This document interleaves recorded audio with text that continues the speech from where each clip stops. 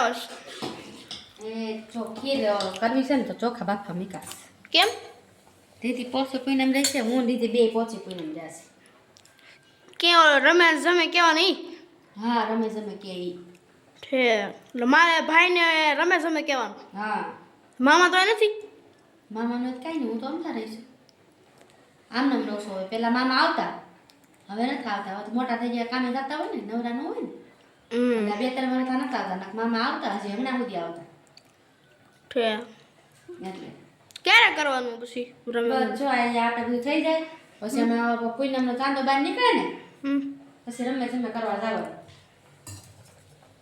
ચોખા ખાઈ જશે દૂધ નાખી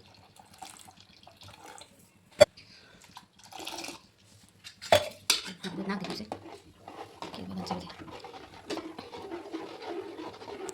સાબુદાણા કેસે બોલી હા સાબુદાણા ન બધાય તો ફરાળી હોય આ તો આપણે હવે ખાવાની છે ચોખાની હોય એ બપોર એક ફરાક લો ને બહુ ફરાળ કરી લીધો હવે ત્યારે આપણે જટાણા આવે ચોખાની છે અને ખાંડ નાખી અને આપણે ખાંડ નાખી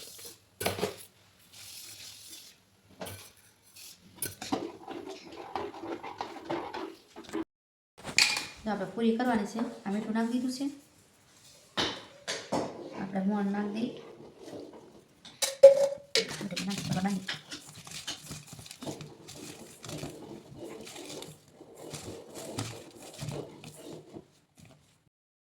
તો આપણો લોટ બંધાવા આવ્યો ચાલો હમણાં પૂરી ઉણવાનું ચાલુ આપણે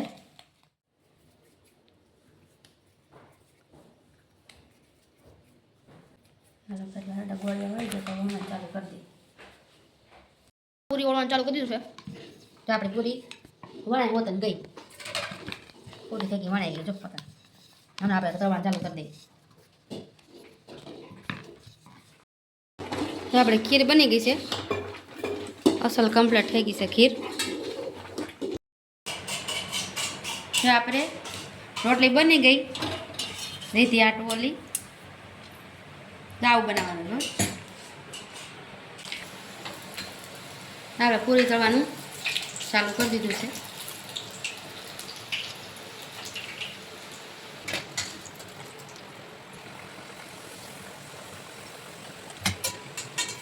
નાખી દો હળદર નાખી દઈ આ ધાણા જીરું નાખી દીધું મીઠું નાખી દઈ આપણે નાખી ચટણી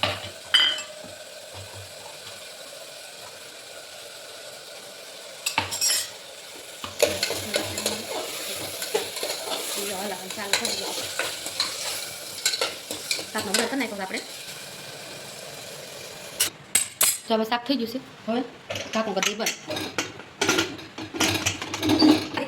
બંધ ચાંદો નીકળી ગયો છે પૂનમનો એટલે આપણે પછી પૂનમ કરવા ઉપર જઈએ છીએ દીદીબેન જાય બધી આપણે જાણું બેન પૂનમ છે એટલે ઉપર ધાબે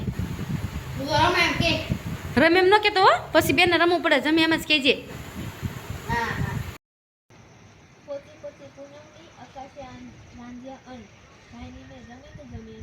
તમે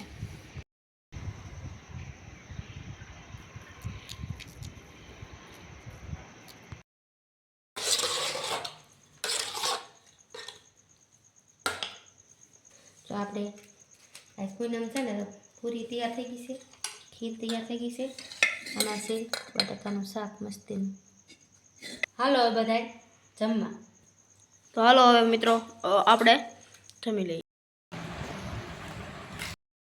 હવે તલ શેકાઈ ગયા છે સૌથી પ્રથમ શેકવાનો બીજો આપણે નથી લેવાનો તલ સાકડી બનાવવાની છે એટલે તલ શેકાઈ ગઈ કાલ ખીર છે એટલે આપણે માંડવી પાક ને તલ સાકડીનું બનાવવાનું હતું પણ આપણે મામાના ઘરે વહી ગયા હતા એટલે બનાવવાનું બાકી રહી ગયું છે એટલે કાલ ખીર છે એટલે આપણે બનાવવું પડે એટલે જો આપણે ઘીમાં મૂકી દીધું છે અને હવે આપણે પાક લેવા મળીએ તલ સાકડી બનાવવાની છે એટલે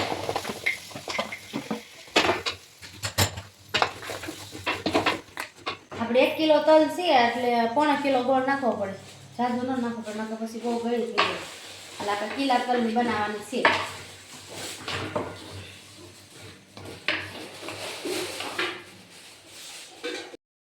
તો આપણે પાક આવી ગયો છે થોડીક વાર છે હજી 2-3 આટા આવે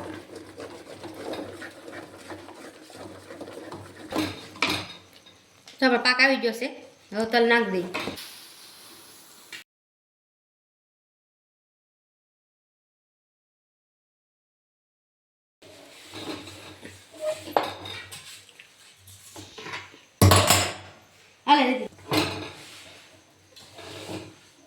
મસાલા કરી તૈયાર થઈ ગઈ. ચાલો આપણે થાળીમાં બેઠો ઢાળી દઈએ.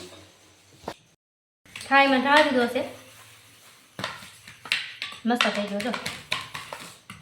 થાળીમાં ઢાળી દીધો છે અસલનો.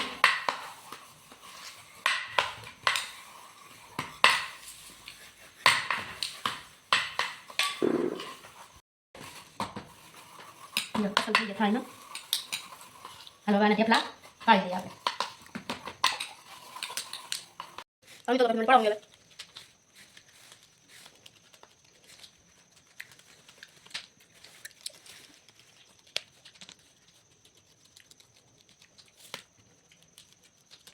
તમે સોટી કાઢો.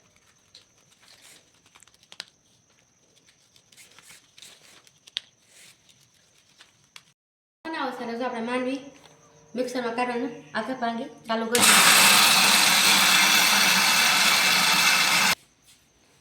આપણે માંડવી ભૂકો થઈ ગયો છે અસલ. બહુ ભૂકો ન હાલ લાગે.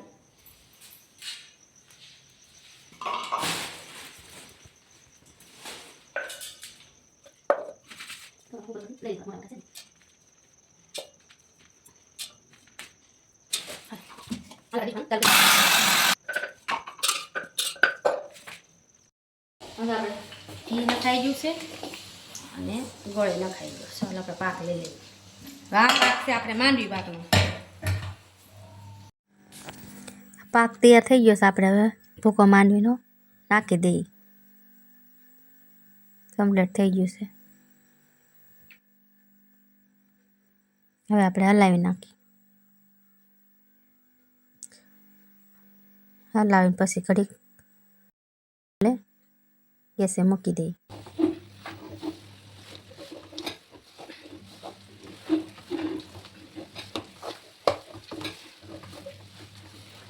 હવે ફાઈન ઢાળી દો. હવે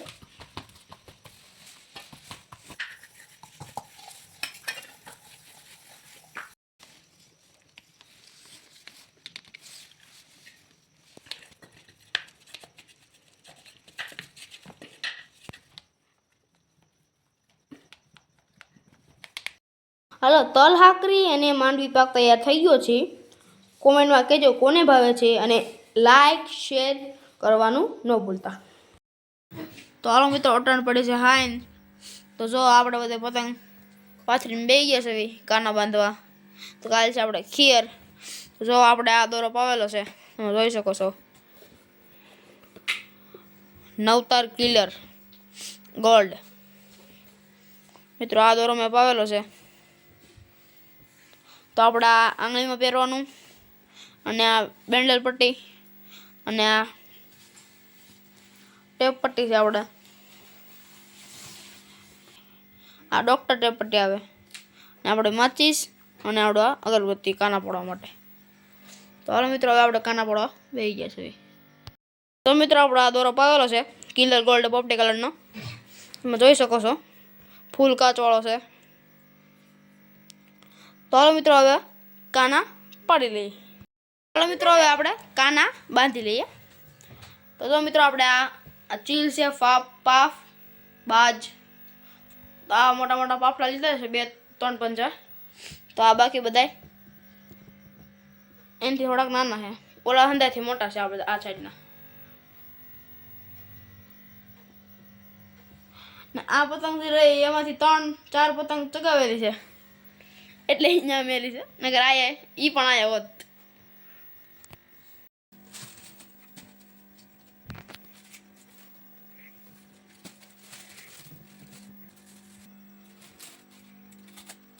નાની સાઈઝ છે ફાફડામાં.